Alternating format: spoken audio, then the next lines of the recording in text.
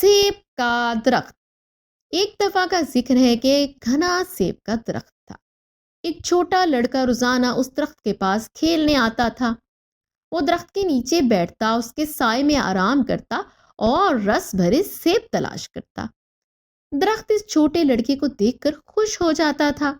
उसकी मासूम हरकतें दरख्त के दिल को बहला देती थी। एक दिन दरख्त ने देखा कि लड़का मायूस चेहरे के साथ उसके पास आ रहा है। ओए छोटे लड़के, मेरे साथ खेलो, दरख्त ने मोहब्बत से कहा। मैं अब बच्चा नहीं हूं कि दरख्तों के इर्द गिर्द खेल सकूं, लड़के ने बेजारी से जवाब दिया। मुझे खिलौने चाहिए और उनके लिए पैसे चाहिए। दरख्त ने नरमी से कहा, मेरे पास पैसे तो नहीं है, लेकिन तुम मेरे सारे सेब ले लो और उन्हें बेच दो।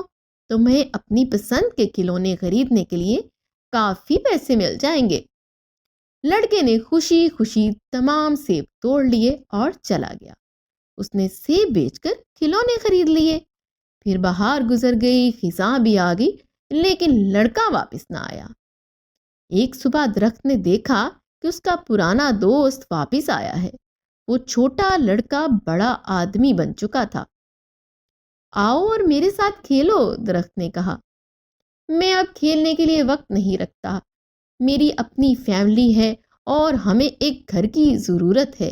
क्या तुम मेरी मदद कर सकते हो? आदमी ने जवाब दिया।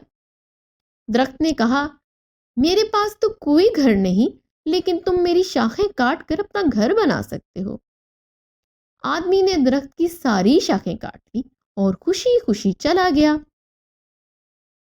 दरख्त ने अपने दोस्त को खुश देखकर इत्मीनान महसूस किया।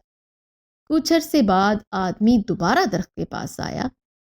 आओ और मेरे साथ खेलो, दरख्त ने फिर कहा। मैं अब बूढ़ा हो रहा हूँ।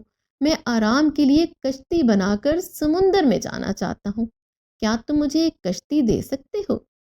दरख्त ने कहा, तुम मेरा तना काट लो और अपनी कश्ती बना लो। आदमी ने दरख्त का तना काट लिया और कश्ती बनाकर समुंदर में चला गया।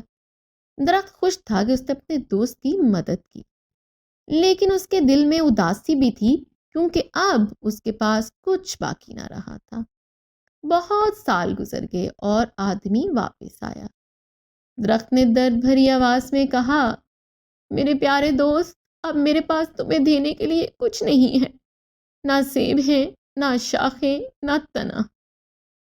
आदमी ने कहा, कोई बात नहीं, अब मैं बूढ़ा हूं।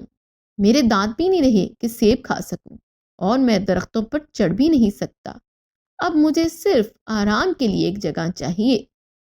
दरख्त ने नरमी से कहा, पुरानी जड़ें आराम करने के लिए बेहतरीन जगह है। आओ मेरे साथ बैठो और आराम करो। बूढ़ा आदमी दरख्त की जड़ों के पास बैठ गया और सुकून महसूस किया।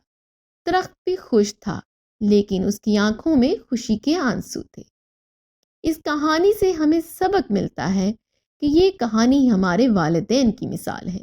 जब हम छोटे थे, हम उनके बगैर अपनी ज़िंदगी का तसव्वुर भी नहीं कर सकते थे। जैसे जैसे हम बड़े होते हैं, हम अपनी ज़िंदगी में मसरूफ़ हो जाते हैं और उनसे दूर हो जाते हैं, लेकिन वालिदैन हमेशा हमारे साथ रहते हैं। हमें खुश रखने के लिए अपनी हर चीज़ कुर्बान कर देते हैं। हमें चाहिए कि हम उनकी मेहनत और कुर्बानियों की कदर करें। मज़ीद ऐसी दिलचस्प और मज़ेदार कहानियाँ सुनने के लिए अभी हमारे चैनल को सब्सक्राइब कीजिए। तब तक के लिए अल्लाह हाफ़िज़।